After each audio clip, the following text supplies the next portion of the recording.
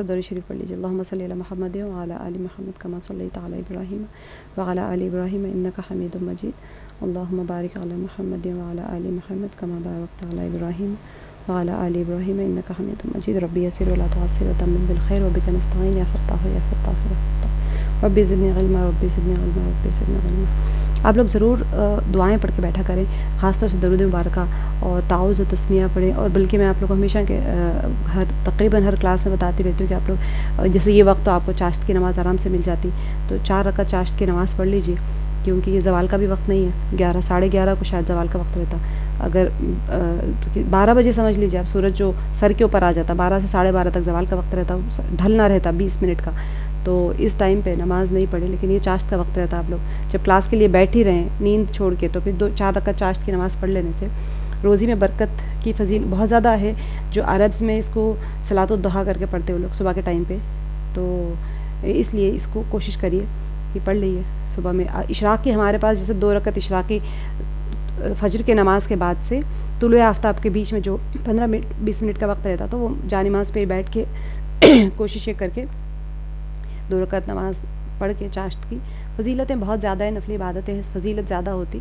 अब फ़जीलत के साथ आप पढ़े हज और उम्रे का सवाब है उसके अंदर, और बहुत सारी, मैं इंशाल्लाह आप लोग को उसकी फ़जीलतें लंबी लिस्ट होती है तो सब निकाल के आप लोगों को बताऊँगी। चाश्त की नमाज़ की अहमियत बहुत ज़्यादा होती। अरब्स इसकी बिल्कुल भी छोड़ते नहीं, 4 रकात कम से कम इसकी होती, तो ज़रूर पढ़ लिया करें। किसी तरह आप लोग वज़ू करके क्लास के इंतज़ार में तो बैठे रहते ना, तो आज हमारे सब लोग का आज लेट हो रहा आने के लिए। आप आयत नंबर 10 लोग जमा हुए, क्योंकि शुरू करना है आयत में, पीछे से नहीं आ रही हूँ, आयत पे ही शुरू कर रही हूँ। बिस्मिल्लाह। दुआ करिए, ये जो हल्की सी जो खांसी रहती ये पीछे से एकदम ज़्यादा हो जाती, तो कोशिश कर रही मैं भी कि वो हो रहा ये कि थोड़ी ना थोड़ी आवाज़ आ ही जा रही खांसी की। अल्लाह ताला आफ़ियत के साथ में इसको ख़त्म। अच्छा, यहाँ पर ये जो आयत है ये बहुत ही प्यारी आयत है, और 53 आयत जो है बहुत प्यारी आयत है। हर गुनहगार, सबसे रहमत वाली आयत है कुरान पाक की। मुकम्मल कुरान पाक में बंदों को तसल्ली, गुनहगारों के लिए, हर कोई गुनहगार होता है, हर एक के लिए सबसे बेहतरीन रहमत की आयत है ये। इसलिए इसकी तफसीर भी ज़्यादा थोड़ी सी डिटेल है, बल्कि मैं इसको कम करके शॉर्ट ही करी थी। तो शुरू करते बिस्मिल्लाहिर्रहमानिर्रहीम। कुल, आप कह दीजिए, या इबादिया, ए मेरे बंदो। सबसे इंपॉर्टेंट, अब एक एक लफ्ज़ को देखते चले। या इबादिया किसको कहा जा रहा है? गुनहगारों से मुखातिब हो रहे हैं सुब्हान व तआला। गुनहगारों से मुखातिब हो के फरमा रहे हैं कि ए मेरे बंदो, अल्लदीना, वो लोग, असरफू, जिन्होंने ज़्यादती यानी हद से बढ़ गए गुनाह में, बड़े बड़े गुनाह और बार बार जो किए जाने वाले गुनाह होते हैं उनको कहा जाता है ज़्यादती करना गुनाह में। तो ये ऐसे नहीं है कि मुत्तकीन, नमाजी, परहेज़गार, जो सोचते हैं कि, मैं आपको आयत पहले कर देती हूँ फिर इसकी तशरीह मैं आपको बताती हूँ। कुल, कह दीजिए, या इबादिया, ए मेरे बंदो, अल्लदीना, वो लोग, असरफू, जिन्होंने ज़्यादती की, अला अनफुसिहिम, अपने नफ्सों पर यानी अपनी जानों पर, ला तक़नतू, ना मायूस हो, मिर रहमतिल्लाह, अपने अल्लाह यानी अल्लाह की रहमत से। बेशक इन्नल्लाह, बेशक अल्लाह ताला, यग़फ़िरुद्दुनूबा, बख्श देता है गुनाहों को, जमीआ, सारे के सारे, इन्नहु, बेशक वो, हुवल गफ़ूरुर रहीम, वो गफ़ूरुर रहीम है। नबी अलैहिस्सलाम से फरमाया जा रहा है कि मुहावरा देख लीजिए इसका। ए नबी सल्लल्लाहु अलैहि वसल्लम, कह दीजिए कि ए मेरे बंदो, जिन्होंने अपनी जानों पर ज़्यादती की है, अल्लाह की रहमत से मायूस ना हो जाओ। यकीनन अल्लाह सारे गुनाह माफ़ कर देता है, वो तो गफ़ूरुर रहीम है। बहुत ही प्यारी बेहतरीन आयत है।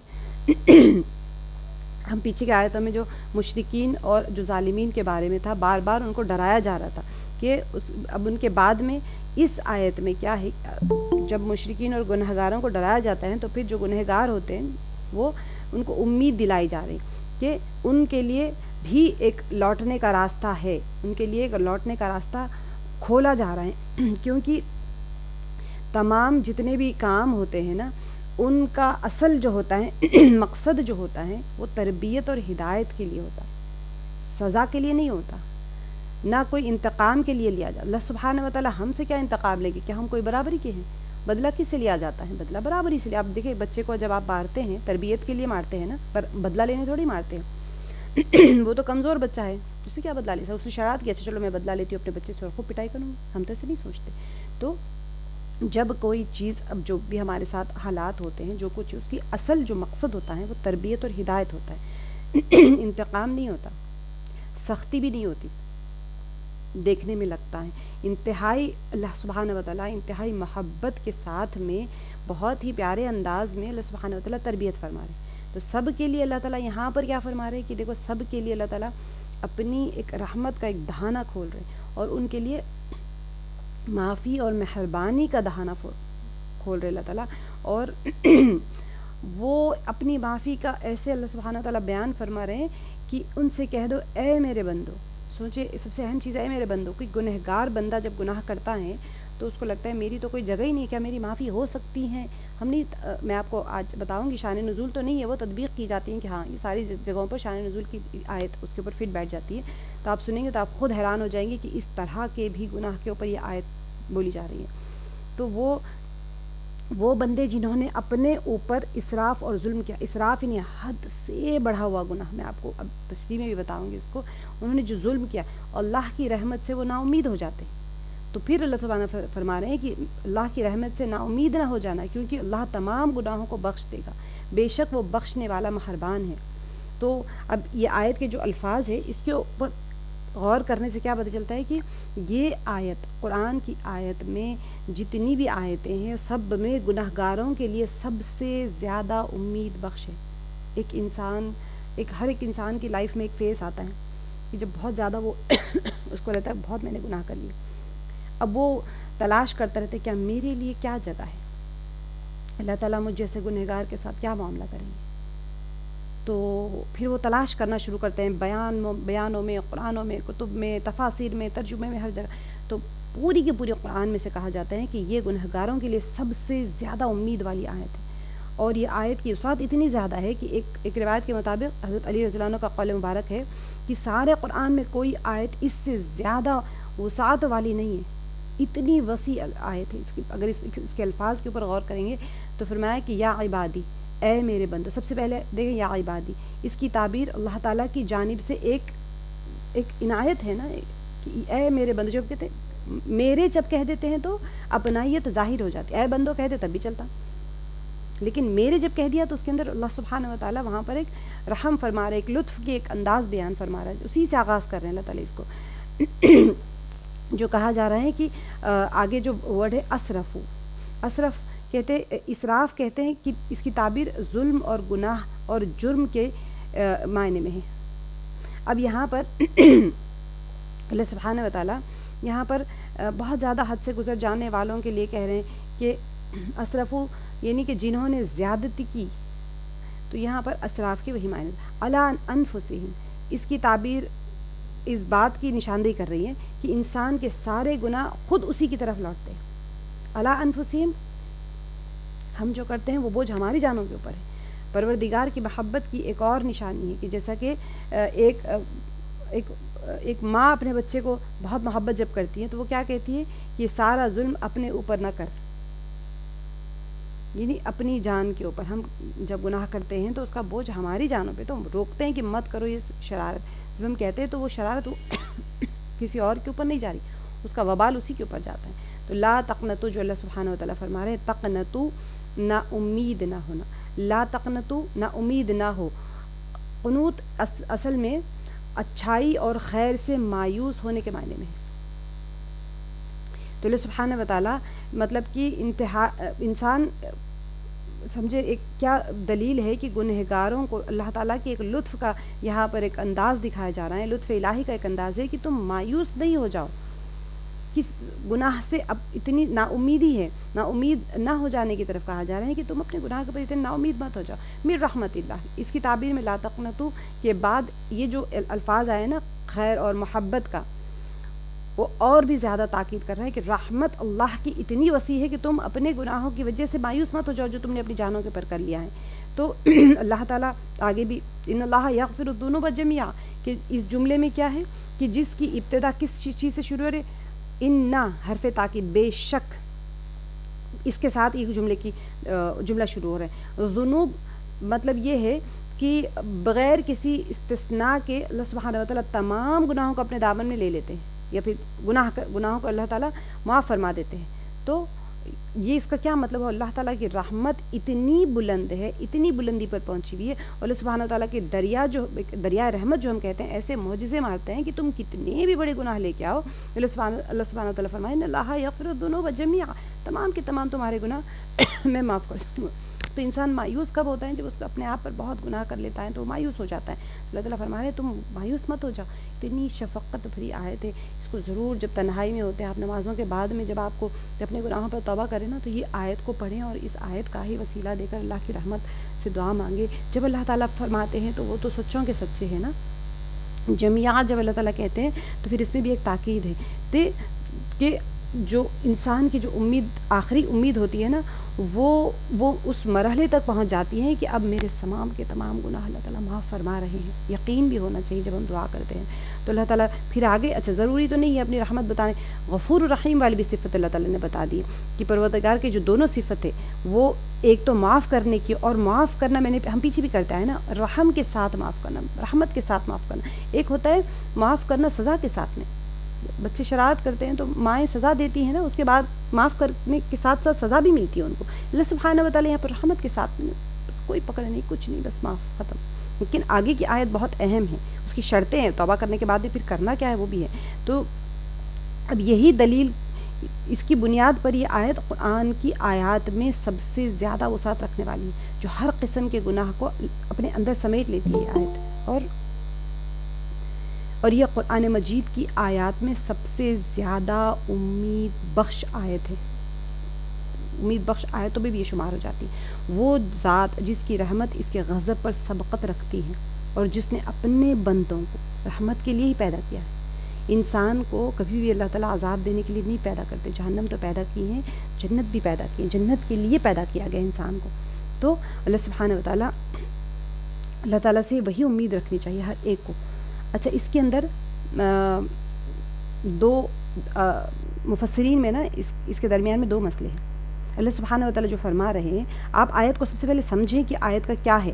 کیونکہ یہ آیت بہت لمبی ہماری تفسیر ہوگی، تو آیت کو سب سے پہلے کیونکہ سب سے زیادہ رحمت کی آیتوں میں سے شمار ہے یہ آیت. تو آیت کو ترجمہ میں دوبارہ سے آپ کو پڑھ کے سناتی ہوں. آپ دوبارہ سے اس کا بامحاورہ ترجمہ دیکھ لیں کہ اے نبی صلی اللہ علیہ وسلم، آپ کہہ دیجئے کہ اے میرے بندو جنہوں نے اپنی جانوں پر زیادتی کی ہے، اللہ کی رحمت سے مایوس نہ ہو جاؤ، یقیناً اللہ سارے گناہ معاف کر دیتا ہے. اب یہ جو سارے گناہ ہیں نا اس کے بارے میں مفسرین میں ایک اختلاف ہے کہ کیا آیت تمام گناہوں کے لیے عام معنی رکھتی ہے، یہاں تک کہ شرک اور دوسرے تمام کبیرہ گناہ بھی اس میں شامل ہیں. جیسے سورہ نساء آیت نمبر 48 میں شرک کو تو ناقابل بخشش گناہ کہا گیا. ہر جگہ آتا ہے شرک، تو اللہ تعالیٰ تمام گناہ معاف فرمائیں گے، لیکن شرک معاف نہیں ہوگا. تو یہ ایک آ گیا ایک مفسرین کا پہلا مسئلہ یہ ہے، کیا یہ آیت تمام گناہوں کے لیے عام معنی رکھتی ہے، یہاں تک کہ شرک اور دوسرے کبیرہ گناہ ہم کہتے ہیں نا، کبیرہ گناہ کے لیے تو انسان کو توبہ کرنا پڑتا ہے. تو پھر اچھا دوسرا مسئلہ کیا یہ سارے شمار ہے، یہ عام ہے یا نہیں ہے. دوسرا مسئلہ کیا ہے، مغفرت کا یہ جو وعدہ ہے جو آیت میں بیان کیا گیا ہے نا، یہ کیا یہ وعدہ مطلق ہے، یعنی اس پر کوئی شرط نہیں ہے، شرط ہے یا نہیں ہے. ایک ہوتا ہے نا مغفرت کر دی، تو اب اس کی مغفرت کے ساتھ میں کوئی شرطیں بھی ہے یا نہیں ہے، یا توبہ اور کسی قسم کے عمل شرط ہیں مغفرت کے لیے. ٹھیک ہے، اللہ غفور الرحیم، جو اللہ تعالیٰ فرما رہے ہیں انہو هو الغفور الرحیم، کہ بے شک اللہ تعالیٰ بے شک وہی بہت بخشنے والا اور بڑا رحم کرنے والا ہے. تو یہاں پر مغفرت کے بھی فیصلے فرما رہے اللہ تعالیٰ. تو کیا مغفرت کے لیے کوئی شرط بھی ہے، توبہ یا اور کسی قسم کے عمل کی شرط بھی ہے یا نہیں ہے مغفرت کے لیے، صرف ایسے ہی مغفرت فرما دیں گے اللہ تعالیٰ. تو یہ دونوں سوالات ایک دوسرے کے ساتھ ایک تعلق ہے دونوں کا، اور ان کے جواب بعد والی آیت میں اللہ سبحانہ و تعالیٰ اچھی طرح سے فرما رہے ہیں، کیونکہ بعد والی آیت میں 3 حکم دیے گئے ہیں جو تمام باتوں کو ظاہر کر دیتے. اب دیکھیں میں آپ کو بعد والی آیت بھی اس کی بتا دیتی ہوں، پھر آپ ہم اس کی تشریح کریں گے.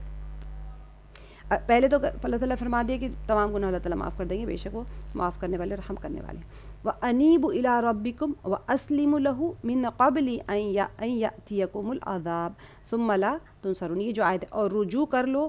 دیکھیں اب اس کے اندر جو ہے نا اور رجوع کر لو اپنے رب کی طرف، اور مطیع ہو جاؤ اس کے لیے اب یہ اصل امپورٹنٹ چیز یہ سمجھنے کی ہے، انہیں وہ جو کہا جا رہا ہے کہ اپنے پروردگار کی طرف رجوع کرو، ٹھیک ہے، اس کے حکم کے سامنے سر تسلیم خم کرو اور ان بہترین احکام اور فرامین کی پیروی کرو، جتنے اللہ تعالیٰ کے احکامات ہیں، جتنے اللہ تعالیٰ کے فرمودات ہیں، جتنے اللہ تعالیٰ فرما رہے ہیں، سارے چیزوں کی پیروی کرو جو تمہارے پروردگار کی طرف سے تم پر نازل ہوئی ہیں۔ تو یہ تینوں احکام تو یہ کہتے ہیں کہ غفران اور رحمت کے دروازے تو تمام بندوں پر بغیر کسی استثناء کو لے اللہ تعالیٰ تو ہر ایک کو معاف کریں گے، لیکن وہ اس بات کے ساتھ مشروط ہے، یعنی شرط یہ ہے کہ وہ گناہ کے ارتکاب، یعنی انسان نے گناہ کر لیا، اس کے بعد میں وہ ہوش میں آئے، اپنا راستہ بدل لیں، اللہ کی طرف رجوع کریں، اس کے فرمان کے سامنے جھک جائیں اور توبہ کریں، توبہ اور انابت کے بعد اپنے عمل کو درست کریں۔ اس طرح سے نہ شرک اس سے مستثنا ہے اور نہ ہی کوئی دوسرا گناہ۔ مستثنا یعنی خارج، ٹھیک ہے۔ اب یہ ورڈ آپ کو بار بار آتا ہے، اور جیسے کہ 4 بچے بیٹھے ہیں، اس میں سے ایک ہٹ گیا، ایک بچہ، تو وہ کہیں گے وہ الگ ہے، ٹھیک ہے، اس کو کہتے ہیں مستثنا۔ تو شرک الگ نہیں ہے اس میں سے، اور کوئی بڑا گناہ الگ نہیں ہے، لیکن اس کی شرط، اس کے اندر مفسرین میں اختلاف ہے کہ بعض مفسرین کہتے ہیں کہ اس میں کوئی شرط نہیں ہے، کوئی اللہ تعالیٰ تو بس ایسے ہی معاف کر دے گا۔ بعض نے فرمایا کہ شرط ہے کہ انسان سارے کے سارے چیزیں اگر اللہ تعالیٰ تو معاف کر دیں گے، جیسے آگے کی آیت اس سے کنیکٹڈ ہے، تو میں نے آپ کو دونوں اختلافات بتا دیے، ٹھیک ہے۔ تو احکام جتنے بھی اللہ سبحانہ وتعالیٰ نے غفران اور رحمت فرمائے ہیں نا، تمام بندوں کے لیے اس کے دروازے کھلے ہوئے ہیں، لیکن شرط کیا ہے کہ وہ ہوش میں آ جائیں، راستہ بدل لیں اپنا، یہ نہیں کہ توبہ کرا پھر وہی گناہ کر رہا ہے، توبہ کرا پھر وہی گناہ کر رہا ہے۔ اس کے بارے میں بھی آ گیا ہے کہ وہ پھر مذاق کر رہے ہیں، لیکن مفسرین دونوں طرف اقوال ہیں ان کے، کتنی بھی وہ توبہ کرتے کرتے تھک جائے، اللہ معاف کرتے کرتے نہیں کرے، یعنی توبہ کر کے گناہ کرے پھر بھی اللہ معاف کرتے کرتے نہیں تھکے گا، اسی لیے میں نے آپ کو اختلاف بتا دیا۔ سورہ نساء میں جو ایک ڈرانا ہے وہ حالت شرک میں دنیا سے چلے جانے والوں کے لیے جواب جو فرما رہے مفسرین، وہ یہی فرما رہے کہ سورہ نساء میں نے آپ کو بتایا تھا کہ جو جواب ہے کہ شرک کی تو معافی ہی نہیں ہے، تو یہاں پر تو اس آیت میں اللہ تعالیٰ فرما رہے کہ سب کے لیے معافی ہے، تو اس کے جواب میں کیا فرما رہے؟ یہ بہت اہم ہوتا ہے عقائد میں سے انسان کو یقینی طور پہ پتہ ہونا چاہیے، شک میں نہیں دعا مانگنی چاہیے، پتہ نہیں میرا کبیرہ گناہ معاف ہوا کہ نہیں ہوا۔ کبیرہ گناہوں کے لیے بھی شرائط ہوتے ہیں کہ آپ ان سے معافی مانگیں، یعنی کبیرہ گناہ زنا کر لیا کسی نے، اب کبیرہ گناہوں میں سے میں بتا رہی ہوں، بہت سارے کبیرہ گناہ جو دوسروں کے ساتھ حقوق العباد اور حقوق اللہ دونوں ہوتے ہیں۔ حقوق العباد میں ہے تو زنا بھی حقوق العباد سے تعلق رکھتا ہے، کسی کے ساتھ جا کے آپ نے کچھ گناہ کر لیا تو پھر اس کے ساتھ بھی معافی مانگنا ہے، اللہ سے بھی معافی مانگنا ہے، اللہ کا سب سے بڑا حکم توڑا ہے۔ اللہ کا جب حکم توڑا جاتا ہے تو پھر اللہ کے سامنے انسان گناہ کے اپنی جھک جائے، لیکن پھر کیا ہے بار بار کرتے جائے، یہ غلط ہوتا ہے کہ انسان کو رجوع کر لینا چاہیے، اللہ تعالیٰ کے جو اللہ تعالیٰ کے فرمان ہیں اس کو مان لینا چاہیے۔ ایسے ہی شرک ہے، اگر کوئی بندہ شرک میں ہے، دنیا سے چلا گیا تو پھر وہ سورہ نساء کی بھی اس کی بخشش نہیں ہے، لیکن جو لوگ توبہ کر لیں اور اللہ کی راہ پر واپس آ جائیں تو ان کے لیے یہ آیت ہے کہ وہ یہ نہ سمجھے کہ ہم نے تو اتنی بتوں کی پرستش کی، ہم نے تو اتنے گناہ کیا، اب ہماری کیا کوئی معافی ہے بھی یا نہیں ہے کیا؟ جیسے فرمایا جاتا ہے کہ کلمہ پڑھتے ہی انسان کے پچھلے گناہ زندگی کے سب معاف ہو جاتے ہیں۔ جو مشرکین تھے، مشرکین مکہ اور جو بھی مشرکین تھے، جب بھی وہ کلمہ پڑھ کے ایمان میں اسلام میں داخل ہو جاتے تو ان کی ساری پچھلی زندگی کے سب گناہ معاف ہو جاتے تھے۔ تو پھر ان کے دل میں یہ نہ آئے کہ ہم نے تو اتنی گناہ کیے کرتے کرتے بال سفید ہو گئے، ہو سکتا ہے ایک لمحے بھر میں وہ اگر دنیا سے چلا جائے، یعنی اس کو ایک نماز پڑھنے کا بھی موقع نہیں ملا لیکن وہ ایمان لے آیا تھا، تب بھی اس کے پچھلے گناہ معاف ہو جائیں گے۔ تو یہاں پر پھر کیا ہو گیا؟ شرک کے بعد میں اس نے اگر توبہ کر لی ہے، توبہ کرنے کے بعد دوبارہ اگر وہ مرتد ہو جائے تو پھر تو وہ ایسے تو نہیں ہوگا کہ اس نے توبہ کی پھر مرتد ہو گیا تو پھر تب بھی یہ آیت اس کے لیے ہی ہوگی، پھر توبہ کرے پھر مرتد ہو جائے۔ ایسے انسان راہ حق پر چل پڑے، کیونکہ اس زمانے کے مسلمانوں کی اکثریت اسی قسم کی تھی، یعنی کہ جو کفر مشرکین تھے وہ اسی قسم کے لوگ تھے، شرک میں تھے تو وہ ایمان لے آتے تھے۔ تو بہرحال اس میں اختلاف ہے دونوں گروہوں میں۔ اگر مجرمین کی حالت پر غور کریں گے تو گناہ کرنے کے بعد وہ کیا ہوتا ہے؟ ہم بھی تو مجرمین ہی ہیں نا اللہ تعالیٰ کے، جب گناہ کرتے ہیں تو پھر کیا ہوتا ہے؟ ہم پریشان ہو جاتے ہیں، پشیمان ہو جاتے ہیں، ہے نا۔ اب گنہگار کو یقین ہی نہیں آتا کہ ان کے لیے معافی کی کوئی راہ بھی کھلی ہوگی۔ ہمیشہ بچوں کے سامنے بھی اللہ کی رحمت کے تذکرے کریں، ڈرانے والے تذکرے نہ کریں، ورنہ بچے کے ذہن میں ایک امیج بیٹھ جائے گا کہ اللہ تو ڈرانے والے ہی ہے، مجھے تو ہم کہتے ہیں اللہ سزا دے گا، اللہ سزا دے گا، اللہ سزا دے گا۔ ایسے نہیں کرنا چاہیے، بچوں کی تربیت کے اوپر بہت برا اثر پڑتا ہے کہ اللہ تعالیٰ کو وہ ایک ڈرانے والی شے اپنے ذہن میں بٹھا کے بڑھتا ہے وہ۔ تو اسی وجہ سے ہمیشہ بچوں کے گناہ غلطی ہو جاتی ہے ان سے استغفار کروایا کرے کہ اللہ معاف کر دیں گے بیٹا، توبہ کرو، پھر دوبارہ مت کرنا، یہ نہیں کہ اللہ سزا دیں گے، ڈرانا نہیں چاہیے زیادہ بچوں کو. تو ان کے یہ مطلب ایک تربیت کے ایک پہلو سے بتایا جاتا ہے جو علماء کہتے ہیں. تو وہ جو گناہ کرنے والا ہوتے ہیں وہ تو خیر میں بچوں کی کہہ رہی ہوں، بڑا بڑا گناہ جو کرتا ہے انسان، کرتے کرتے بال سفید ہو جاتے ہیں، گناہوں میں آلود ہو جاتے ہیں، تو اس کو لگتا ہے کہ میرے لیے بھی کوئی جگہ ہے کیا نہیں. وہ اپنے آپ کو ایسا سمجھتا ہے کہ وہ گویا وہ ان کے گناہ جو ہے وہ پاک ہو ہی نہیں سکتے. وہ لوگ سوچتے کہ ہمارے گناہ بھی قابل بخشش ہے. وہ سوچتے کیا ہے کہ اللہ کی طرف سے ہمارے لیے بھی کوئی راستہ کھلا ہے کہ ہماری واپسی کی کوئی گنجائش ہے. اگر ہم اس کیفیت پر دیکھیں نا ان لوگوں کی جو گنہگاروں کی، تو یہ آیت کا مفہوم اچھی طرح سے سمجھ میں آ جاتا ہے، کیونکہ وہ ہر قسم کی توبہ کے لیے تو آمادہ ہیں. لیکن جب انسان گناہ کر لیتا ہے، توبہ تو کرتا ہے، لیکن پھر بھی کہیں نہ کہیں وسوسے رہتے ہیں اس کے کہ میرا گناہ قابل بخشش نہیں ہے. خصوصاً اگر وہ بارہا توبہ ہی کرتے رہے ہوں اور اپنی توبہ کو وہ توڑتے رہتے ہوں. ٹھیک ہے، تو جب انسان گناہ کرتا ہے، توبہ کرتا ہے، پھر گناہ توڑتے رہتا ہے نا بار بار، تو ایک سٹیج پہ آ کے اس کے دل میں آ جاتا ہے کہ اب میں کتنے بھی توبہ کر لوں میری گناہ قابل بخشش نہیں ہے.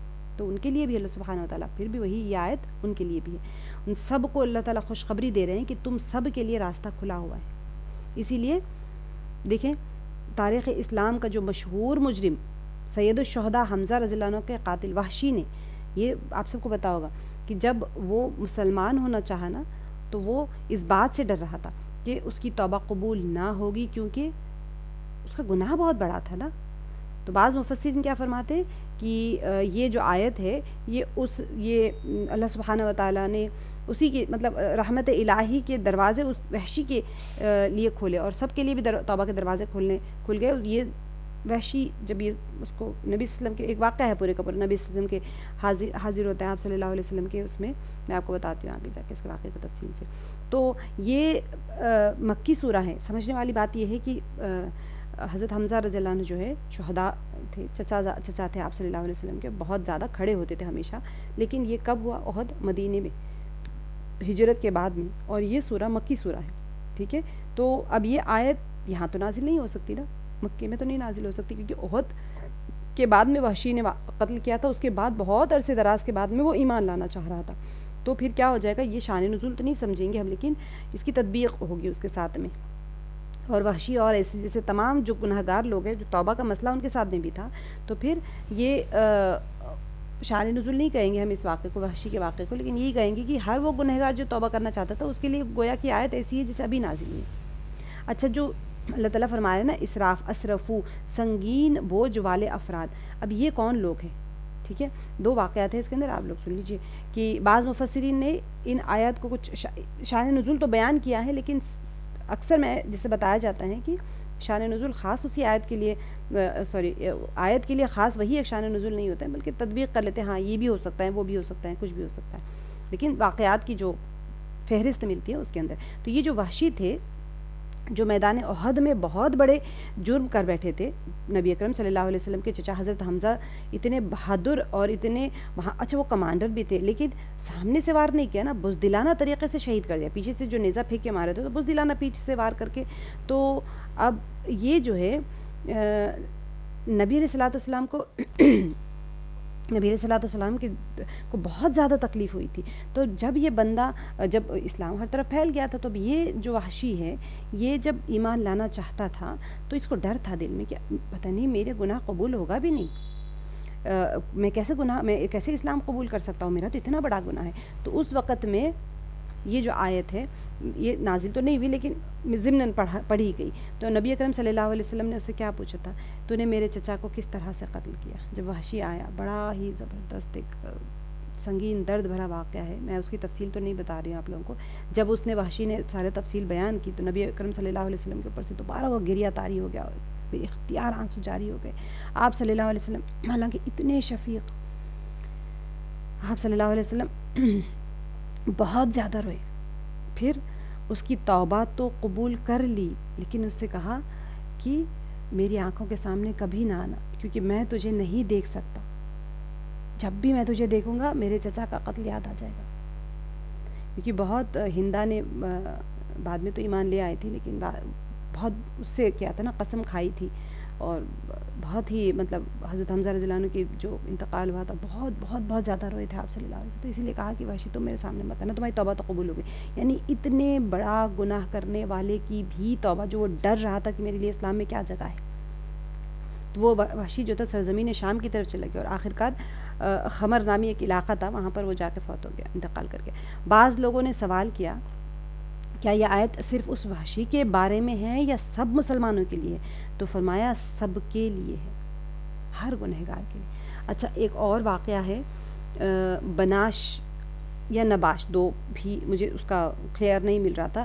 تو جو یہ آدمی ایک تھا, یہ قبروں کو کھود کر کفن چوری کرنے والا تھا, ٹھیک ہے.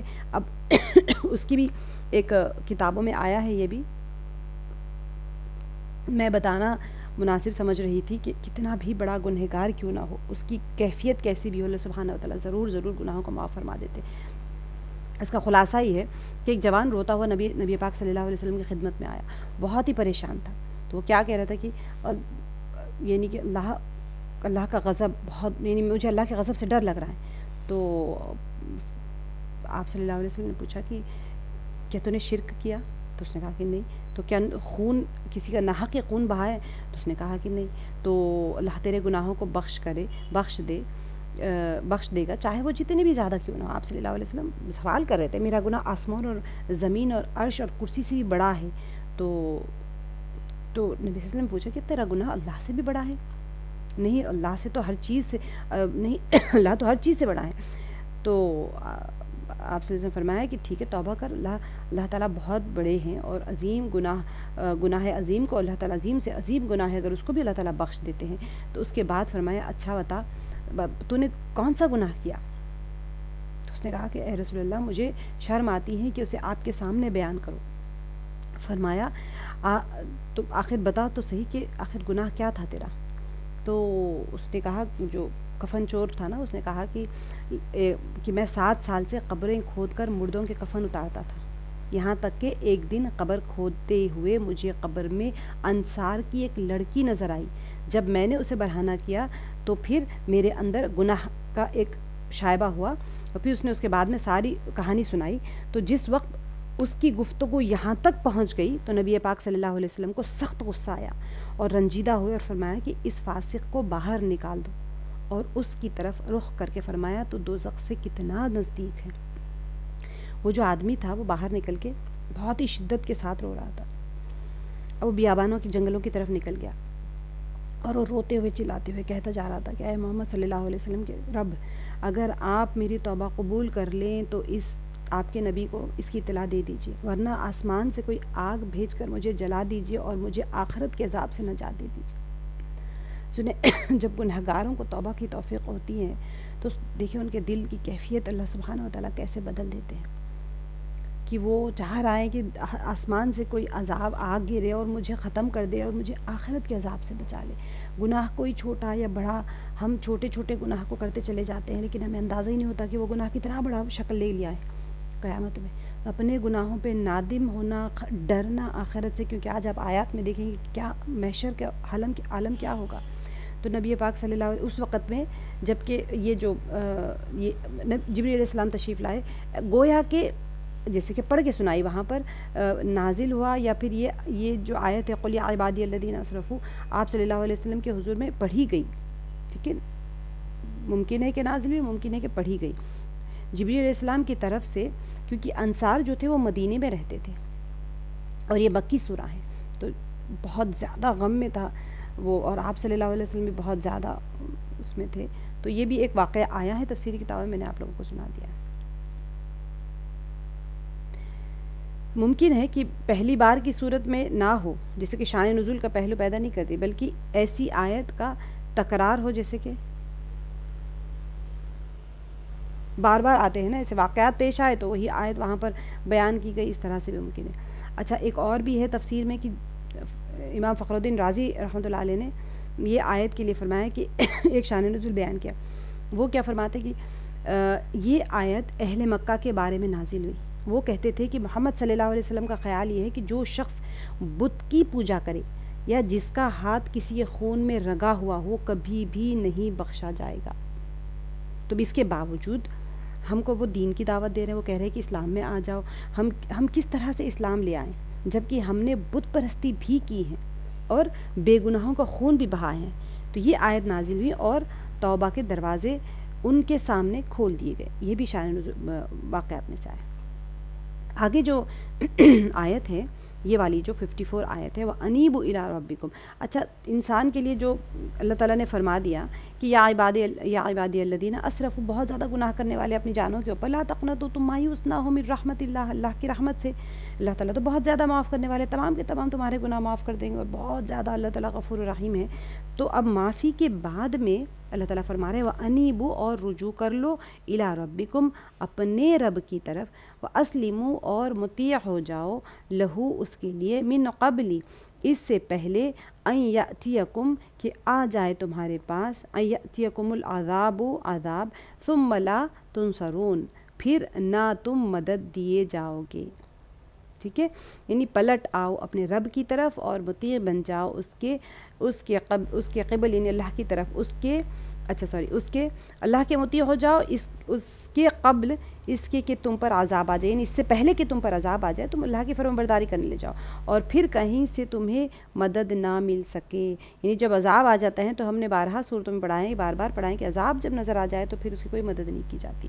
تو یہاں پر اللہ تعالیٰ اس کے سامنے سر تسلیم خم کر لو، اللہ کی فرمانبرداری کر لو، دل و جان کے ساتھ میں اللہ کی باتوں کو سنو اور اس کو قبول کرو، اس سے پہلے کہ عذاب الہی تمہیں آ جائے، آ کے پکڑ نہ لے، اور پھر کوئی تمہاری مدد کرنے والا نہیں ہوگا. اب جو آگے کی آیت، اچھا اصولی طور پہ یہاں پر بتائے جا رہے ہیں، آپ دیکھیں 3 اصول بیان کیے جائیں گے.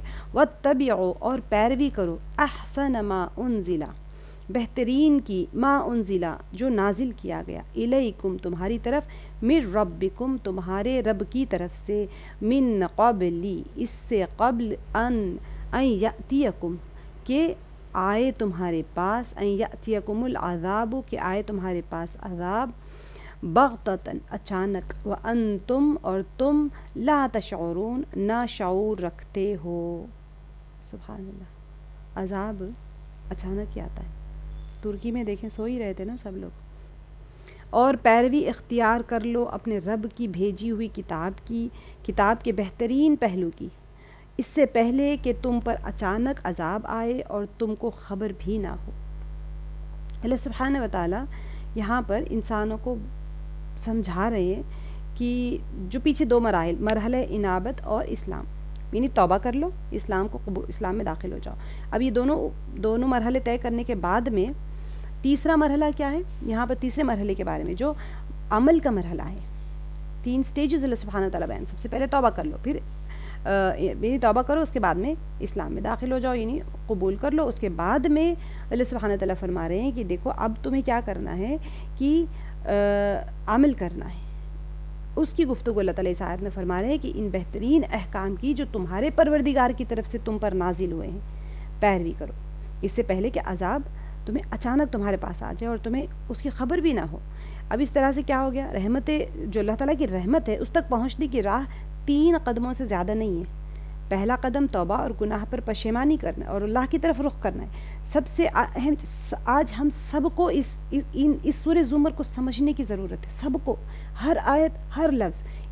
دیکھیں سب سے پہلا قدم کیا ہے، اللہ کی رحمت تک پہنچنا ہر کوئی بندہ چاہتا ہے کہ میں اللہ کی رحمت تک پہنچوں، اللہ مجھے معاف کر دے. تو کیا کرنا چاہیے؟ سب سے پہلا قدم توبہ اور گناہ پر انسان کو پشیمانی ہو، اللہ کی طرف رخ کرنا ہے. دوسرا قدم ایمان لانا، ایمان اور اللہ کے حکم کے سامنے اپنے آپ کو جھکا لینا ہے. اور تیسرا قدم عمل صالح. ایسا نہیں ہے کہ آپ توبہ کریں اور پشیمانی نہ ہو، افسوس نہ ہو اپنے گناہوں پر، اللہ کی طرف رخ نہ کریں، تب بھی وہ آپ غلط. اگر توبہ تو کر لی لیکن اپنے آپ کو نہیں جھکایا اسلام کی طرف، اسلام کے سامنے نہیں جھکی، یعنی کہ اپنے آپ کو نہیں جھکایا، کافر ہے. توبہ تو کر لیا لیکن ایمان اسلام میں داخل نہیں ہوئے. اور تیسرا عمل صالح نہیں ہے، ایمان تو لے آئے، توبہ بھی کر لی لیکن عمل ہی نہیں کر رہے. تو اللہ سبحانہ وتعالی یہاں پر عمل کے بارے میں بتا رہے ہیں کہ یہ تینوں قدم بڑھانے کے بعد اس وعدے کے مطابق جو اللہ تعالیٰ نے فرمایا، اللہ تعالیٰ نے تو ہر ایک کے ساتھ میں وعدہ فرمایا، تو اس کی رحمت کے سمندر میں داخل ہو جائیں گے. رحمت کے وسیع اور رحمت کے اندر یقینی طور پر داخل ہو جائیں گے، چاہے انسان کے گناہوں کا بوجھ کتنا ہی سنگین اور بھاری کیوں نہ ہو. ایک آیت کے ساتھ یہ ساری آیتیں جیسے جڑی ہوئی ہیں. سبحان اللہ. اللہ تعالیٰ جو فرما رہے ہیں نا اس آیت میں اتبعوا احسن ما انزل الیکم من ربکم، یہ جو آیت ہے نا اس کے اندر بہترین چیز جو تمہارے پروردگار کی طرف سے تم پر نازل ہوئی ہے اس کی پیروی کرو. اب یہ کیا مراد ہے اس سے؟ ہر کوئی انسان دیکھیں جب اللہ کی قرب حاصل کرنے کی کوشش کرتا ہے نا تو وہ راستے تلاش کرنا شروع کر دیتا ہے. ہر آیت آپ سب سننے والوں کے لیے جب آپ یہ تو سنیں اللہ کا کلام ہے، یہ تو اس کے کلام کی تاثیر ہوتی ہے جو سیدھا سینے میں اتر جاتا ہے.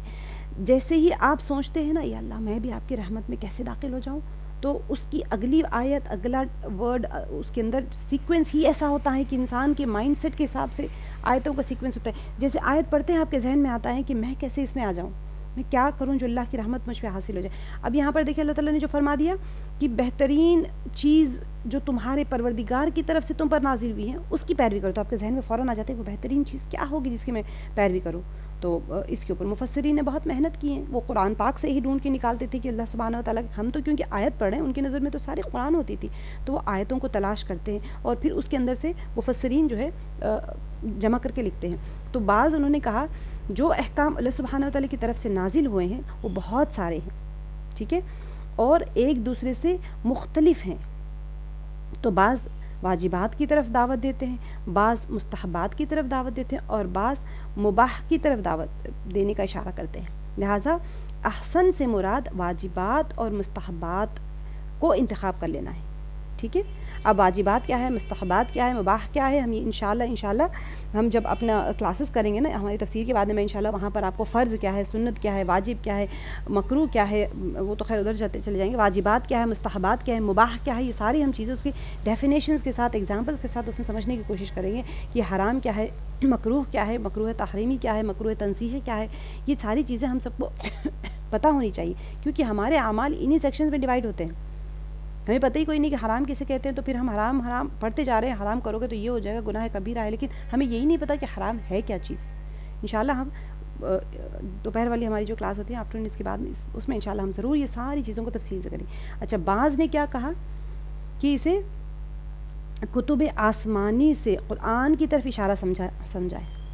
ٹھیک ہے، اسی طرح جیسے ہم اسی سورہ میں ہم نے پڑھ لیا نا پیچھے آیت نمبر 23 میں احسن الحدیث، بہترین گفتگو کہا گیا ہے کہ اللہ نزل احسن الحدیث کتابا متشابہا مثانیہ، کہ اللہ تعالیٰ نے نازل کی بہترین بات ایک کتاب ہے جو آپس میں ملتی جلتی ہیں، دہرائی جانے والی، یعنی کہ جو اس آیت میں فرما رہے ہیں اتبعوا احسن، تو اتباع کرو، یعنی اتبعوا احسن ما انزل الیکم من ربکم، تو ہماری طرف کیا نازل ہوئی ہے؟ قرآن پاک نازل ہوئی ہے، جو اور تم پیروی کرو سب سے اچھی بات کی. تو یہ احسنہ سے مراد قرآن پاک ہے جو ہمارے پاس نازل کی گئی ہے تمہاری طرف، تمہارے رب کی طرف سے. تو قرآن پاک کی اہمیت اتنی زیادہ ہے کہ ایک ایک چیز اللہ سبحانہ و تعالیٰ اسی میں کھول کے بتائیں گے، کہیں اور نہیں ملے گا، کوئی بیانوں میں نہیں ملے گا. صرف قرآن پاک کی آیات اور اس کی تشریحات، اور جو تشریحات ہوتی ہیں مفسرین جو لکھتے ہیں کوئی من گھڑت باتیں نہیں لکھتے. وہ لوگ قرآن پاک کی آیت تفسیر بھی تفسیر ہوتی ہیں، تو تفسیر بھی سننا ہوتی ہے. ٹھیک ہے، تو تفسیر بھی تفسیر یہ ہوتی ہے کہ چند آیات قرآن پاک کے اندر پچھلی آیات کی تفسیر کر رہے ہوتے ہیں. جیسے یہ آیت ہو گئی ہے نا، احسنہ سے یہاں پر کیا مراد ہے؟ اللہ نزل احسن الحدیث کتابا متشابہا مثانیہ.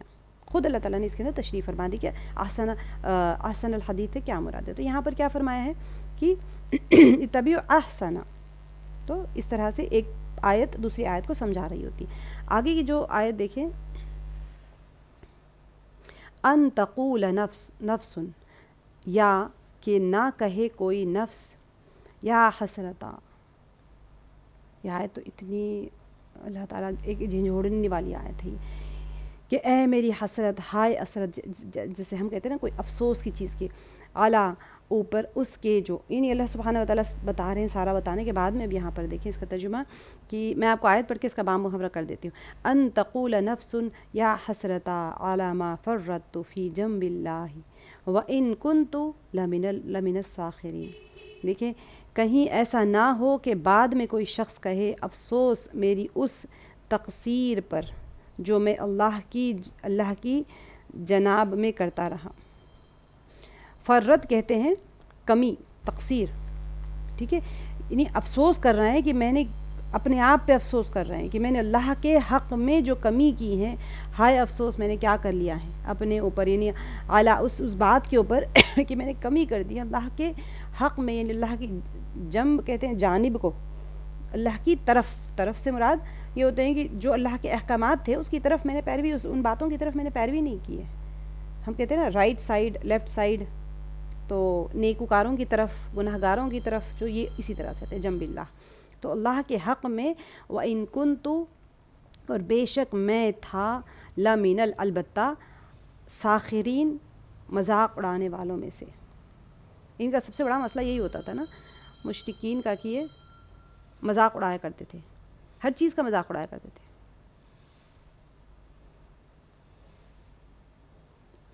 تو پیچھے جو آیت میں توبہ اور پھر اس کے بعد اعمال کی تلافی اور اصلاح کے لیے ایک تاکید کا حکم تھا. ٹھیک ہے، اب اس آیت میں اس کے بعد آئی ہے، پہلے فرمایا گیا ہے یہ حکم اس لیے دیے گئے تھے کہ انسان کوئی قیامت کے دن کوئی ایسا نہ کرے، ایسا یعنی اس کو ایسا افسوس نہ ہو.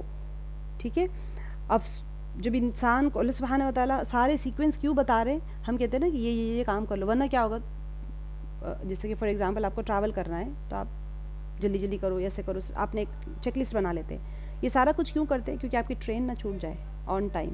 کچھ ایک رزلٹ ہوتا ہے اس کا، ہر کام کے لیے ایک رزلٹ ہوتا ہے. تو آپ ٹائم دیکھ کے جلدی جلدی پکاتے ہیں. کیوں کرتے ہیں یہ؟ کیونکہ ایک ٹائم پہ آپ کو کھانا کھانا ہے، کسی کو دینا ہوتا ہے، ہر چیز کے لیے ایک ریزننگ ہوتی ہے. یہ جو اوپر سے اللہ سبحانہ و تعالیٰ سارا کچھ بتا کے آئے، اعمال کرو، توبہ کرو، انابت کرو، اس کے بعد میں سر تسلیم خم اسلام کو قبول کر لو، پھر اعمال صالحہ بھی کرو. یہ سارا جو اللہ سبحانہ اور اعمال صالحہ کرنا کیسا ہے؟ تو ان باتوں کی پیروی کرو جو احسن ہوتی ہیں، یعنی کتاب ہوتی ہیں جس کے اندر متشابہ ہے، ملتی جلتی باتیں ہیں اور دہرائی نہیں گئی ہیں ساری چیزیں، جو واقعات ہیں قرآن پاک کے احکامات ہیں، ان سب کے اوپر عمل کرو. کیوں کہا یہ؟ کہ ایسا نہ ہو کہ تم اس دن کے اس میدان میں پہنچ جاؤ، کوئی قیامت کے دن کہے کہ افسوس ہے میرے لیے ان کوتاہیوں کی وجہ سے جو میں نے اللہ کے فرمان کی اطاعت میں کی ہیں، جنب اللہ، اللہ کے فرمان کی اطاعت میں کی ہے اور اس کی آیات اور رسولوں کا میں نے مذاق اڑایا. تو یہ ہوگا جب دنیا میں انسان عمل نہیں کرتا تو پھر اس کو افسوس کہیں نہ کہیں ہوگا. ٹرین چھوٹ جائے تو ارے میں صبح جلدی اٹھ جاتی، سامان جلدی پیک کر لیتی، ٹفن پکا لیتی، یا ٹفن نہیں لاتی، بغیر ٹفن کے آ جاتی، لیکن اب ٹرین تو نہ چھوٹتی میری. تو یہ ساری رزلٹ جب خراب ہو جاتا ہے تو ہم بیک اینڈ میں جا کے سوچتے ہیں، کیونکہ یہ فطرت ہے انسان کی. تو اللہ سبحانہ و تعالیٰ آگاہ کر رہے ہیں پہلے سے ہی، کیونکہ اللہ سبحانہ و تعالیٰ خالق فطرت ہے. اللہ تعالیٰ کو پتہ ہے کہ انسان بعد میں جا کے کیا کرے گا.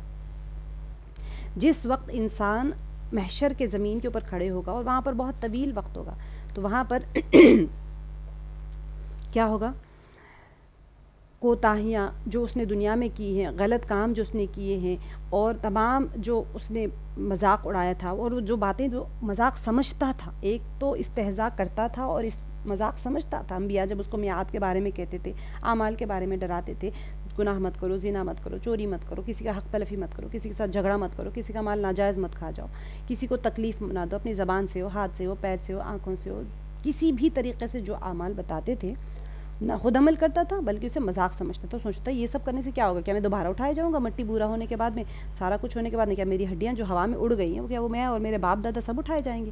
وہ اس کا مذاق بھی اڑاتا تھا، تو خود بھی نہیں مانتا تھا اور اس کا مذاق بھی اڑاتا تھا.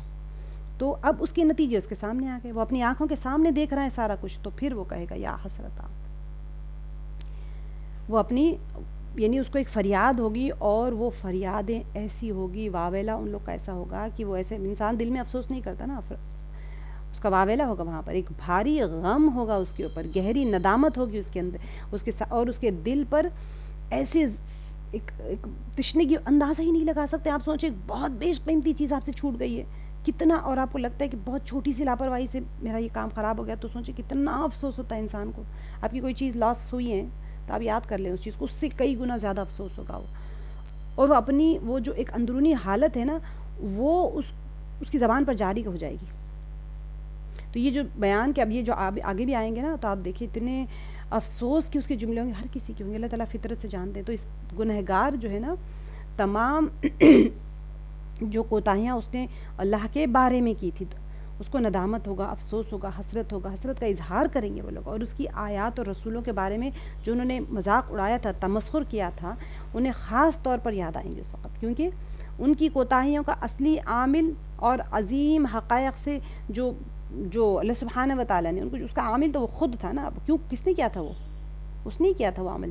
اور جو حقائق تھے اللہ سبحانہ و تعالیٰ کی، اس سے جہالت کس نے اختیار کی؟ اسی نے کی تھی. غرور اور تعصب کس نے کیا تھا؟ اسی نے کیا تھا. تو اسی وجہ سے وہ اپنے آپ پہ ہی افسوس کرے گا. اس کے بعد اللہ تعالیٰ نے فرمایا ہے کہ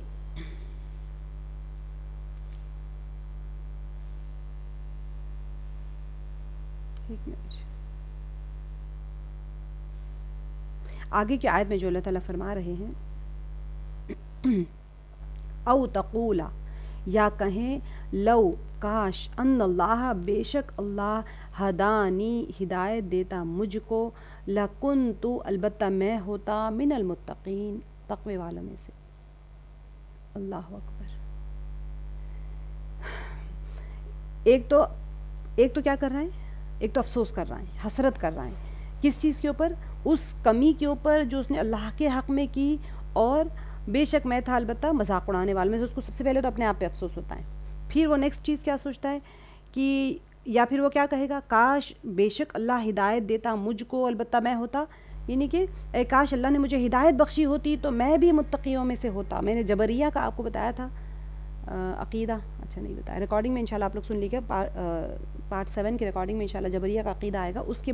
اس کے اندر بھی آپ کو یہ چیز سمجھ آ جائے گی جبریہ نے کیا کیا تھا. اللہ تعالیٰ نے ہمیں گمراہ کر دیا. ویسے ہی چیز یہاں پر بھی آ رہی ہے. یہی آیت کو لے کے وہ کہتے ہیں ہم جو گناہ کر رہے ہیں وہ ہمارے اختیار میں نہیں ہے، بلکہ من جانب اللہ ہم سے صادر ہو رہے ہیں. تو وہ اس کا عقیدہ میں آپ کو انشاءاللہ اس پارٹ میں سمجھاؤں گی. کاش اللہ نے مجھے ہدایت بخشی ہوتی تو میں بھی متقیوں میں سے ہوتا. الزام لگانے والوں کا عموماً طریقہ یہ ہوتا ہے نا، ارے آپ میرے ساتھ تھوڑا سا کوآرڈینیٹ کر لیتے تو پھر میری ٹرین نہ چھوٹتی، میں بھی آج یہ مزے لے رہی ہوتی ہے اے سی ٹرین میں بیٹھ کے. تو یہ ہے نا کہ اس کے بعد یہ جو اللہ سبحانہ و تعالیٰ فرما رہے ہیں کہ وہ کہے گا کہ اگر اللہ مجھے ہدایت کرتا. اللہ تعالیٰ پیچھے ساری سیکوینس بتائے ہیں سب. اب یہ اس کی گفتگو بتا رہے ہیں قیامت میں وہ کیا کہے گا. اس وقت کہے گا کہ جب اسے میزان حساب کے پاس لائیں گے، جب حساب کتاب کے لیے لایا جائے گا تو وہ ایک گروہ کو دیکھے گا جو نیکیوں سے بھرے دامن کے ساتھ وہ جنت میں جا رہے ہیں. اس وقت اس کو افسوس ہوگا. پہلے کیا ہوا تھا؟ محشر میں عذاب دکھایا جا رہا تھا تو حسرت کر رہا تھا. اب یہ نیکوکار جنت میں جا رہے ہیں میزان کے پاس میں، تو وہ یہ بھی آرزو کرے گا کہ ان کی صف میں ہو جاؤں میں اور ان کے ساتھ اللہ کی نعمتوں کی طرف چلے جاؤں. تو آگے کی آیت میں یہی بتایا جا رہا ہے. او تقولا، یہ آپ سوچے کانورزیشن اللہ سبحانہ و تعالیٰ پہلے ہی پیپر آؤٹ کر رہے ہیں. یہ ہوگا، یہ ہونے والا ہے. قیامت میں واویلے ہوں گے اور یہی جملے بولے جائیں گے قیامت میں. اللہ تعالیٰ ہماری محافظت فرمائے. ان لوگوں میں شامل ہونے سے اللہ تعالیٰ ہمیں نیکوکاروں میں شمار فرمائے. اور اللہ نہ کرے کسی کی زبان سے ہم مؤمنوں کو کبھی ایمان کے بعد میں کفر کی طرف لوٹنا کسی کو بھی اس طرح ہو کہ وہ ایسے جملے کہے. دیکھیں، او تقولا، یا وہ کہے حین تری العذاب، جس وقت دیکھے عذاب کو، کاش لو ان لی کرتن، کاش بے شک میرے لیے ایک بار پلٹنا ہوتا، کرتن ایک بار پلٹنا ہوتا، فاکون، تو میں ہو جاتا، من المحسنین، نیکوکاروں میں سے. یہ سارے افسوس کے جملے ہیں اس کے. یا عذاب دیکھ کر کہے گا کاش مجھے ایک موقع اور مل جائے اور میں بھی نیک عمل کرنے والوں میں شامل ہو جاؤں. اب وہ ہونے والا ہے نہیں، اللہ تعالیٰ کو پتہ ہے. اب جس وقت وہ عذاب الہی کو دیکھے گا، ٹھیک ہے، پہلے جو جملے میں آیا تھا کہ وہ نیکوکار جب جا رہے نا میزان کی طرف، تو اس وقت وہ کہے گا کہ میں بھی، اگر مجھے بھی اللہ تعالیٰ ہدایت دیتا تو میں بھی متقیوں میں سے ہو جاتا. اب کہہ رہا ہے کہ جب وہ دیکھے گا عذاب کو دیکھے گا تو وہ پریشان ہو جائے گا عذاب کو دیکھ کے کہ کیا یہ ہو سکتا ہے کہ مجھے دوبارہ دنیا کی طرف پلٹا دیں تاکہ میں نیکوکاروں میں سے ہو جاؤں. تو یہ اس وقت کی بات ہے جب اسے جہنم کی طرف لے جائیں گے اور اس کی آنکھ جلا دینے والی آگ کی طرف پڑے گی، اور وہ جو دردناک عذاب ہوں گے، دہکتی ہوئی جہنم، حمیم ہوگا، زقوم ہوگا، سب جب مہمانی دیکھے گا نا اس وقت وہ کہے گا کہ وہ جب اس کی منظر کے اوپر جیسے ہی نظر پڑے گی وہ کہے گا کہ تھوڑا سا مجھے اگر مہلت مل جائے، میں دنیا میں پلٹ کے جاؤں گا تو پھر میں بھی نیکوکاروں میں سے ہو جاؤں گا. اس کے دل سے ایک آہ نکلے گی اور وہ آرزو کرے گا اے کاش اسے اجازت دے دی جاتی کہ وہ دنیا کی طرف پلٹ جائے. جو گزشتہ جو وہ دنیا میں جو ہم تباہ کاریاں آج کر رہے ہیں، ہمیں نہیں پتہ نا، جانے کے بعد میں واپسی کا کوئی راستہ نہیں ہے ہمارے لیے. تو پھر وہ اس وجہ سے وہاں پر لیکن یہ گفتگو ہوگا. اللہ سبحانہ و تعالیٰ دنیا میں ہی بتا رہے ہیں کہ تم سب یہ بولنے والے ہو تو ابھی سے آگاہ ہو جاؤ، یہ سب کوئی بولنے والے ہیں. تو وہ کیا کہہ رہے ہیں کہ کاش اسے اجازت دے دی جاتی کہ وہ دنیا کی طرف پلٹ جائے، اپنی گزشتہ تباہ کاریوں کو اپنے نیک اعمال کے ساتھ اس کا ازالہ کر لے اور نیکوکاروں کی صف میں آ جائے. اچھا دیکھیں، اب یہ جو جبریہ فرقہ ہوتا ہے نا، قیامت میں یہ تینوں طرح کی گفتگو ایک خاص موقع پر کریں گے. اچھا سوری، یہ جو مجرمین ہوتے ہیں، جو جرم یعنی انکاری، میں یہاں پر نہ کافر کہہ رہی ہوں نہ کوئی مجرم، بس مجرم لوگ اللہ کی نظر میں کون مجرم ہے جو دوسری آیات میں بیان کر دی گئی، لیکن مفسرین نے ان کو مجرم ہی نہیں کہا ہے، جرم کرنے والے. اب انکاری ہوتے ہیں، کس کس قسم کے مجرمین ہوں گے وہ بیان کر دیے گئے ہیں دوسری آیات میں. تو یہ مجرمین قیامت میں یہ تینوں طرح کی گفتگو ایک خاص موقع پر کریں گے. سب سے پہلے کیا ہوگا؟ محشر میں جب میدان محشر ہوگا، جب وہ میدان محشر میں پہنچیں گے تو وہ کیا کریں گے؟ اظہار حسرت کریں گے. پھر پرہیزگاروں کے اجر کو دیکھیں گے، وہ ان کی سی وہ کیا کریں گے؟ وہ آرزو کریں گے کہ پرہیزگار جنتی لوگ اعمال میں تولے جا رہے ہیں، وہ اپنے نیکیوں کے ساتھ جنت میں جا رہے ہیں، تو پھر وہ ان لوگوں کی نعمتوں کی تمنا کریں گے. اور جب عذاب الہی کو دیکھیں گے تو دنیا کی طرف لوٹنے کی تمنا کریں گے اور اپنے پرانے جو برے اعمال کر کے آئے ہیں وہ آرزو کریں گے کہ یہ ہم اعمال کو یعنی ازالہ کر لیں کچھ. تو وہ نہیں ہوگا. تو بعض اس کے اندر سے جو عقیدہ جبریہ رکھنے والے ہوتے ہیں وہ بھی یہی مانیں گے، دنیا میں یہی مانتے ہیں کہ ہم مجبور محض ہیں، ہم کچھ کر نہیں سکتے، جو کچھ بھی ہمارے ہاتھوں سے صادر ہو اللہ کا حکم ہے. آگے کی آیت دیکھیں. بلا، اب اس کا دیکھیں یہاں پر اب کلوز، ان کا کانورزیشن یہاں پر ختم ہو رہا ہے. ہاں ہاں کیوں نہیں. قد جاءت کا، تحقیق آئے تیرے پاس، آیاتی میری آیات، فکذبتا، تو نے جھٹلا دیا. یہ جو بول رہا ہے نا اس کا جواب بھی تو ملے گا وہاں پر. ایسے تو نہیں ہے کہ وہ بولے جا رہے ہیں. تو اللہ سبحانہ و تعالیٰ جو جواب دیں گے وہاں، ان کو جو جواب سنیں گے وہ لوگ، اس کا جواب بھی یہاں پر فرما رہے ہیں کہ بہت ہی بہترین سورہ ہے سورہ زمر. بلا، ہاں ہاں کیوں نہیں. قد جاءت کا، تحقیق آئیں تیرے پاس میں میری آیات، تیرے پاس میں میری آیات تو آئی تھی نا. فکذبتا، تو نے کیا کیا؟ جھٹلا دیا. بہا، ان کو، واستکبرتا، اور تکبر کیا تم نے، وکنتا، اور تھا تو، من الکافرین، کافروں میں سے. اللہ سبحانہ تعالیٰ فرما رہے ہیں اور اس وقت اسے یہ جواب ملے گا، کیوں نہیں، میری آیات تیرے پاس آ چکی تھی، پھر تو نے انہیں جھٹلایا اور تکبر کیا اور تو کافروں میں سے تھا. یہ بے شک کفار کے لیے قرآن اس تینوں طرح کی گفتگو کے مقابلے میں اللہ سبحانہ و تعالیٰ کی طرف سے اب یہ دوسری بات کا جواب ہے. وہ دوسری بات کیا تھی اس کی؟ کہ جب وہ پرہیزگاروں کا اجر دیکھے گا تو اس کی آرزو کرے گا نا، تو اس بات کا جواب اللہ سبحانہ و تعالیٰ دے رہے ہیں کہ میری آیات تیرے پاس تو آئی تھی، تو نے تکذیب کر دیا، تکبر کیا اور تو کافروں میں سے ہو گیا. تو یعنی جو یہ کہتا ہے نا کہ اگر اللہ مجھے ہدایت دے دے، میرے پاس بھی اگر ہدایت آ جاتی تو پھر میں بھی نیکوکاروں میں سے ہو جاتا. تو وہ ہدایت الہی کیا ہے؟ وہ ان سب آسمانی کتابوں، اللہ کے رسولوں، آفاق اور انفس میں جو ہم نشانیاں دیکھتے ہیں، آفاقی نشانیاں، میں نے آپ کو بتایا تھا الفاظ میں بار بار تھوڑے سا مشکل اردو ہے، لیکن بار بار اس لیے کہہ رہی ہوں کہ تھوڑی ہماری اردو بھی تو امپروو ہونی چاہیے. آفاق دور کو کہتے ہیں، انفس اپنی ذات کو. ہم نے بہت ساری اب تک جتنی صورتیں کی ہیں بار بار ہم نے اللہ سبحانہ و تعالیٰ کی دی ہوئی مثالوں کو بہت ڈیٹیل میں پڑھا ہے. آسمان زمین کی تخلیق، سورج چاند ستارے، زمین، بارش، پانی، بیج، ہر چیز کو اللہ سبحانہ و تعالیٰ نے کھول کھول کر بیان کر دیا.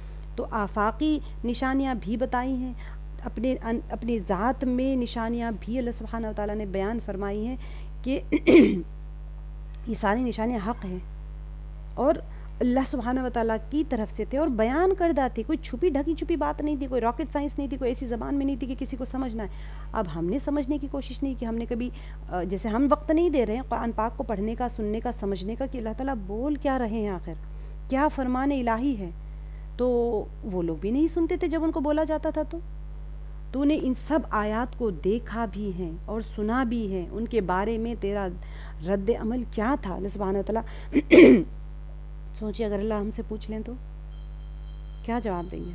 ہم تو ذکر کے لیے، ہم تو برکت کے لیے قرآن پڑھ رہے ہیں. اللہ سبحانہ وتعالیٰ کرے کہ تمہارے پاس تو قرآن تھا تمہارے ہاتھ میں، تم دن بھر پڑھتے تھے، انکار کر دیا اس کا، کیا جواب دیں گے؟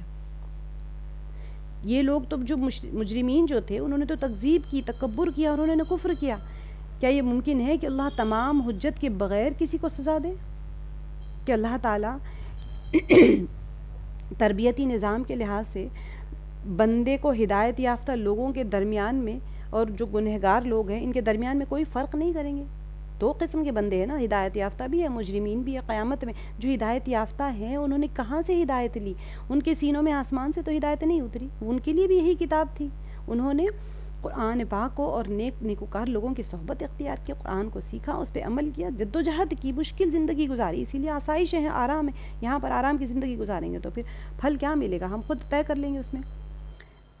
تو اچھا، یہ جو 3 اعمال گنائے ہیں، ان تینوں اعمال میں سے تکبر تو اصلی جڑ ہے. اس کے بعد میں آیات الہی کی تکذیب ہے اور اس کے نتیجے میں کفر، بے ایمانی ہے، جسے ہم نے سورہ کہف میں کر لیا تھا. سب سے بڑا اس کا کیا پرابلم تھا؟ اس نے جو کام کیا تھا وہ تکبر کا کیا تھا. اس کے بعد میں اس نے مرنے کا انکار کر دیا. اگر میں مروں گا تو پھر اس نے کیا انکار کر دیا؟ میعاد کا انکار کر دیا. تو سب سے بڑی جڑ کیا تھی؟ تکبر تھی. موسیٰ علیہ السلام کے ساتھ میں بھی جو واقعہ آیا تھا، تکبر تو نہیں کہیں گے، لیکن جب پوچھا گیا کہ سب سے زیادہ علم کس کو ہے روئے زمین میں، تو انہوں نے کہا مجھے. خیر تکبر ہم انبیاؤں کے ساتھ میں تو یہ نہیں کہیں گے، لیکن واقع کیا ہوتا ہے کہ اللہ سبحانہ وتعالی نے بارہا بیان کیا ہے کہ تکبر جو ہوتا ہے یہ اصل جڑ ہوتی ہے. کہاں تک لے جاتی ہیں تکبر؟ جھٹلانے اور کفر تک لے کے چلے جاتے ہیں. تو متکبر کا بہت عذاب ہوتا ہے متکبرین کے لیے. لیکن وہ ان کی پہلی بات کا جواب کیوں نہیں دیتے؟ کیونکہ وہ ایک ایسی حقیقت ہے کہ اس سے کوئی بچ نہیں سکتا. انہیں حسرت اور ندامت اٹھانا اور غم میں غرق ہونا ہی ہے. جو پہلی ان کی جو تھی نا کہ جب محشر میں جائیں گے تو وہ اظہار حسرت کریں گے، تو اس کا جواب نہیں دیا اللہ تعالیٰ، کیونکہ تم نے جو عمل کیا ہے وہ تو تمہیں ملے گا ہی. لیکن ان کا جو تھا کہ ہم بھی نیکوکاروں میں سے ہو جاتے تھے، تو اللہ تعالیٰ اس کا جواب فرما رہے.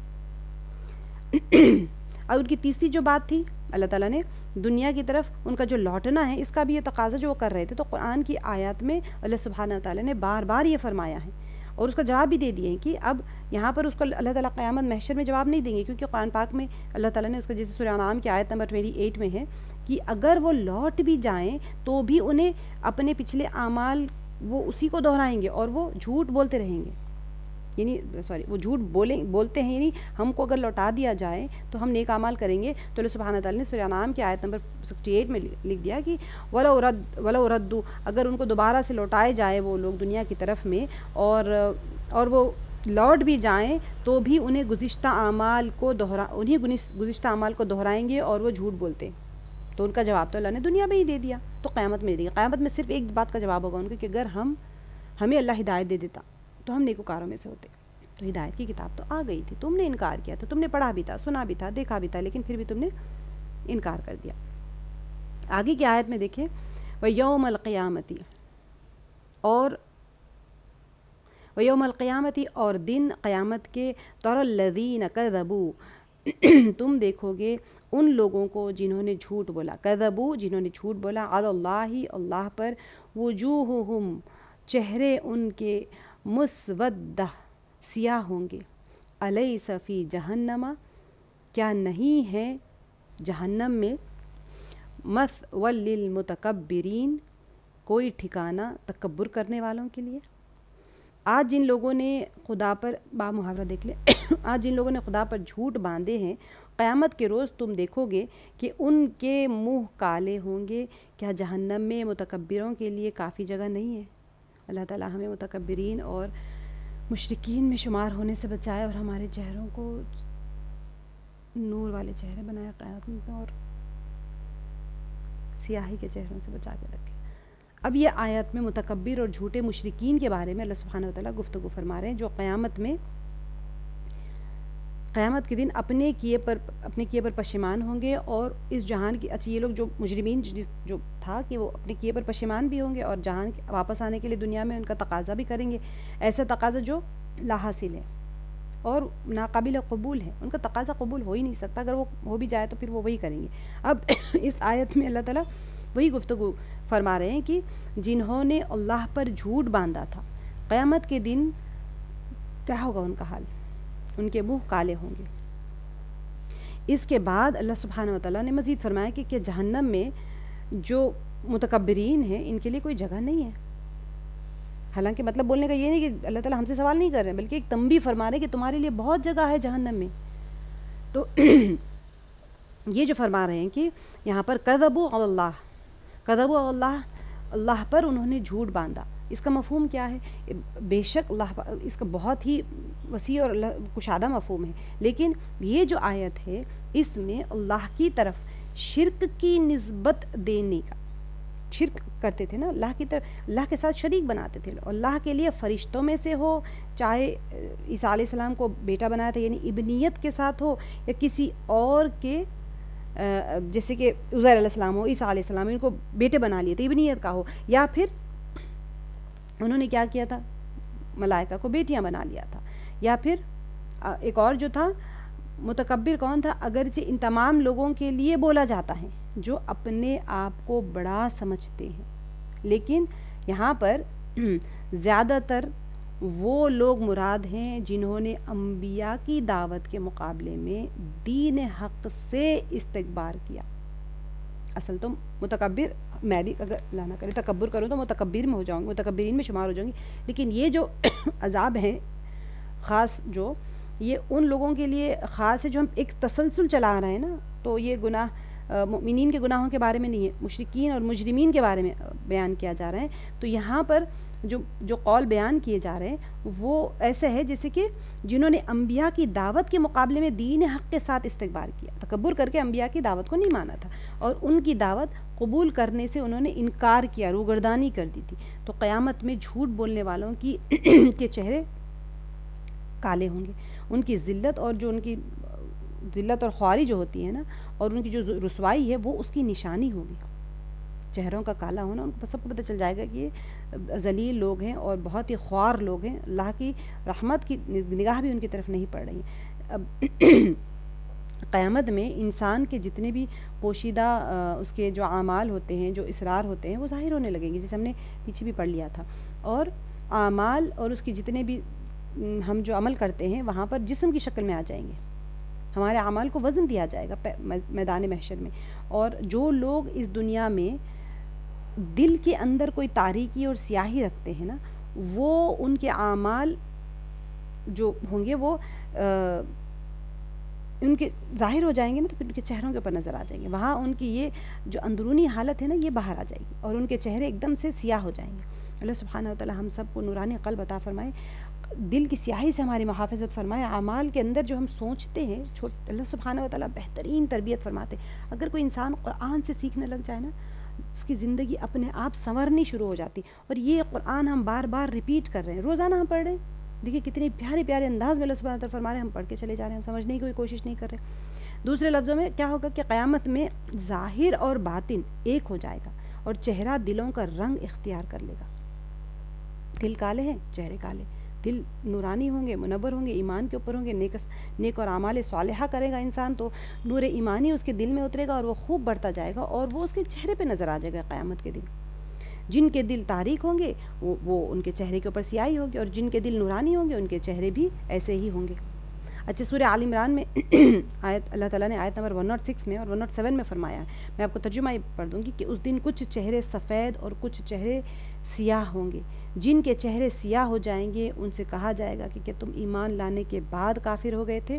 اب تم اپنے کفر کی وجہ سے عذاب چکھو، اور جن کے چہرے سفید اور نورانی ہوں گے وہ ہمیشہ ہمیشہ کے لیے اللہ کی رحمت میں رہیں گے۔ یہ میں آپ کو جیسے بتا رہی ہوں، یہ آیات جو ہے ایمان اور کفر کے لیے مجرمین اور مؤمنین، تو یہاں پر جو تذکر آ رہے ہیں وہ مجرمین انکاریوں کا آ رہے ہیں جنہوں نے انبیاء کی دعوت کا انکار کیا تھا، اس سے انہوں نے انحراف کیا تھا، انہوں نے روگردانی کی تھی، استکبار اختیار کیا تھا، انہوں نے تکبر میں انبیاءوں کی بات نہیں مانی تھی۔ تو یہ مجرمین وہ لوگ ہیں جو ایمان نہیں لائے تھے، کیونکہ انسان جو ہے نا اتنا سب سننے کے بعد میں ہر ایک کی دل کی کیفیت ایک دم نرم پڑ جاتی ہے، تو اسی لیے یہ آیت پڑھ کے میں اینڈ کر دیتی ہوں۔ اللہ تعالیٰ جب محبت کی آیت جب ظاہر کرتے ہیں تو دیکھیں وَيَوْمَ، ایک منٹ آگے کی جو آیت ہے، وَيُنَجِّ اللَّهُ، اور بچا لے گا اللہ الَّذِينَ اتَّقَوْا، ان لوگوں کو جنہوں نے تقوی اختیار کیا، بمفازتہم، ساتھ ان کی کامیابی کے، لا یمسہم، کہ نہیں چھوئے گی ان کو، سوء کوئی برائی، سوء ولا ہم اور نہ وہ، یحزنون غمگین ہوں گے۔ یہ آپ سب کی تسلی کے لیے ہے، میری تسلی کی، ہر اس انسان کی تسلی کی ہے جو ایک لمحے کے لیے جب 3-4 آیتیں پڑھ رہے ہیں، مسلسل وہ گفتگو پڑھے آ رہے ہیں، تو دل ایک ڈوب سا جاتا ہے کہ اللہ میرا کیا ہوگا۔ ہر ایک کا ذہن ایسے ہی چل رہا ہے نا، فوراً اللہ تعالیٰ دیکھیں کیسے جب اعمال کے بارے میں پڑھے تو آپ کے دل میں فوراً آتا ہے کہ میں کون سے اعمال کروں اللہ تعالیٰ نے اس کا جواب دے دیا۔ ایسے ہی جب اتنا سا پڑھا ان کے سیاہ ہو جائیں گے، میرے بھی تو دل میں سیاہی ہے، میں نے تو اتنے گناہ کیے، پتہ نہیں میرا کیا ہوگا۔ اب دل میں جب چلتے رہتے ہیں نا تو اللہ سبحانہ و تعالیٰ کو پتہ ہے کہ دل میں کیا چل رہا ہے، تو اس کا جواب پھر ہے کہ اس کے برعکس جن لوگوں نے یہاں تقوی اختیار کیا ہے، ان کے اسباب کامیابی کی وجہ سے اللہ ان کو نجات دے گا، ان کو نہ کوئی یہاں پر ترجمے میں کیا، ان کو نہ کوئی برائی پہنچے گی اور نہ وہ غمگین ہوں گے۔ یہاں پر کچھ ہے مجھے نہیں سمجھ آ رہا، تو اصل میں سوء یعنی ان کو کوئی برائی بھی نہیں پہنچے گی اور نہ وہ غمگین ہوں گے۔ سبحان اللہ، بہت ہی اللہ سبحانہ و تعالیٰ کا کہ اب یہ جو پیچھے کے گروہ ہے ان کے اپوزٹ یعنی پرہیزگاروں کے اور قیامت میں ان کی جو سعادت مندی ہے اس کے لیے اللہ تعالیٰ گفتگو فرما رہے ہیں کہ دیکھو اللہ ان لوگوں کو جنہوں نے تقوی اختیار کیا نجات دیں گے اور انہیں کامیاب کریں گے۔ سبحان اللہ، آپ دیکھیں تقوی کا جب لفظ آتا ہے تو اللہ سبحانہ و تعالیٰ ہر وہ اعمال کو کھول کر بیان کرتے ہیں کہ تم متقی بننا ہو تو کیسے بنو گے، کون سے اعمال ہے جس کی وجہ سے انسان کی زندگی میں تقوی آ جائے گا۔ سبحان اللہ۔ اس کے بعد اس فلاح اور کامیابی کی 2 جملوں میں اللہ تعالیٰ یہاں پر ختم فرما رہے ہیں، ٹھیک ہے، 2 مختصر اور ایک دم معنی خیز جملوں کے ساتھ میں اللہ تعالیٰ یہاں پر وضاحت فرما رہے ہیں کہ کوئی برائی ان تک نہ پہنچے گی اور کوئی غم انہیں نہیں ہوگا۔ اتنی پیاری نعمتیں ہیں، جو تقوی اختیار کرے گا ان کے لیے انعام کیا ہوگا، ان کو کوئی برائی نہیں پہنچے گی، جو سیاہ رنگ ہو جائے گا، جہنم میں پھینک دیے جائیں گے، اور جب وہ پوچھیں گے تو ان کو جواب کچھ بھی نہیں۔ ان کے لیے جو دنیا میں اللہ سے ڈرتے رہے وہ قیامت میں نہیں ڈریں گے، جو دنیا میں بے باک نڈر ہو گئے پھر ان کے لیے تو حال بیان کر دیا گیا ہے۔